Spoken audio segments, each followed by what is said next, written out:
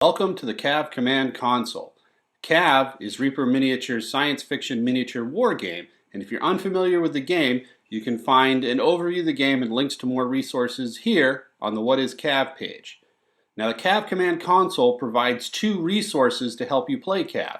The first resource is a blog where we have articles about new rules options, reviews of miniatures, like you see the most recent article here, and other things of interest to CAV players. The second resource is our task force builder. In CAV, an army that we use in a game is called a task force, and creating a task force can be kind of tedious, so I built this tool to help that out. To create a task force, you can use the task force link at the top of the page, or even easier, click on Ready for War, create a task force, right here. Now, to start creating our task force, you need to give your task force a name, and I'm going to call this one Torful 55, which is a famous unit in the background fiction of the game.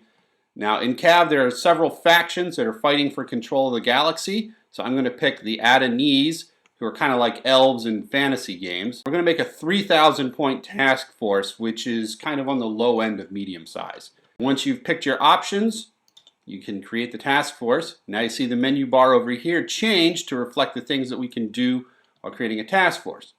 The first thing that we want to do is add a section. In CAV, a section is a group of generally 4 to 6 units that act and move together during the game. So we're going to create an armor section. And to create that section, what we want to do is add models to it. Adding a model is a simple drag and drop. So we're going to start by adding a couple dictators. And as we add these models, you can see up here, our points spent increases. So we've spent 562 points so far, leaving us about 2,400 left. None of our points are faction specific. If we get a certain percentage of faction specific models, we get some benefits from that. And our chart right here helps us visualize where we are. So we need to add some faction specific models. Now if you don't remember all the details for your model, you can click on the little magnifying glass and the data card pops up. In CAV, all of the relevant information about a model fits on a card the size of a regular standard playing card. And you can look here and you can see these vertical columns are damage tracks, and the horizontal rows are the various stats for the model: movement, experience, close combat, etc.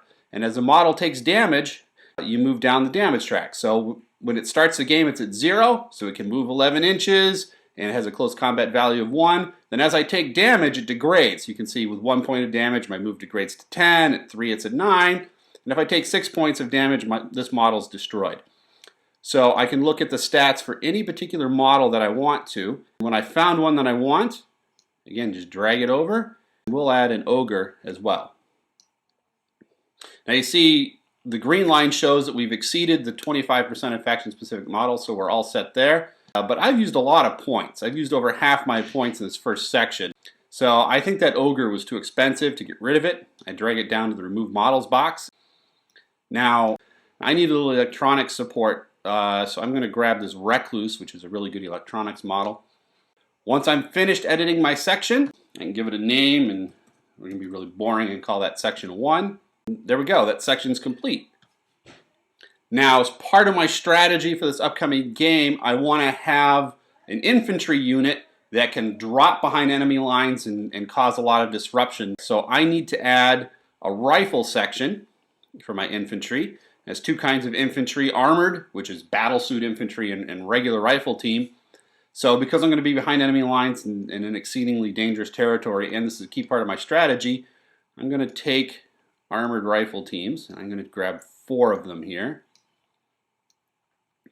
Now, we can upgrade our models to improve their capability. So if I take a look at the standard data card, you can see that my armored rifle team has got 2 machine guns, which are pretty good against other infantry and soft targets, but they're not going to be that effective against tanks and my opponent's CAV vehicles. So I'm going to do some upgrades, and I'm going to give 2 of them these AT-23 anti-tank rockets. And do that. Now when I click on the magnifying glass, you can see that one of the machine guns has been upgraded to the AT-23. That's one of the advantages of using this tool over the regular data card that you can print out from online, is the cards are updated as you add the upgrades. You don't have to remember to do that during game time. I also want to upgrade these other 2 units, but I don't want to add tank rockets. I want to add Fist, which will allow them to call in off-board strikes, and orbital assets. I also want to add engineering because I want these guys to be able to set up some armored barriers and emplacements to help protect the rocket gunners. So as a final upgrade, I could give these guys drop infantry, which lets them drop down from orbit, but I want to provide some air support, so I have a different way of doing that. And I'm going to save that section. Now to get them from orbit, I'm going to add a flight section. I'm going to drag over 2 overlords. Now overlords are aircraft. They have some attack capability, but they also have some transport capability, so they can carry infantry units and come down from orbit. So the first thing I want to do is add the orbital gunship insertion. Now all the units in a section have to have the orbital gunship insertion. So when I add it to 1, you can see it automatically adds it to both. And then I need to increase transport capacity so they can handle my armored units. There and there. To kind of wrap up here, I need to add some strikes, right? I have infantry who can call in strikes. I need to pay points for those strikes. I'm going to add some orbital pinpoint strikes. And I'm going to add some just plain old orbital strikes. And as you can see, as I add strikes, the blue line comes down from the top. You're not allowed to have more than 20% of your points allocated to strikes, so this helps you keep track of that. Done. There we go. I've still got another 195 points left over that I could use for maybe more air support or something like that, but I'll leave growing that as an exercise to the viewer. To wrap this section up, get ready to go play my game, I need the simple sheet as an alternative, and it has 1 summary sheet on front. And then the second sheet has all the models packed in as densely as possible. That's about it. If you have feedback, if you find a bug or you like it or you have a suggestion, you can use the feedback link up here. And if you like it and you want to support it and help me keep the site up, please leave a small donation. Thank you very much and enjoy your next game of CAV.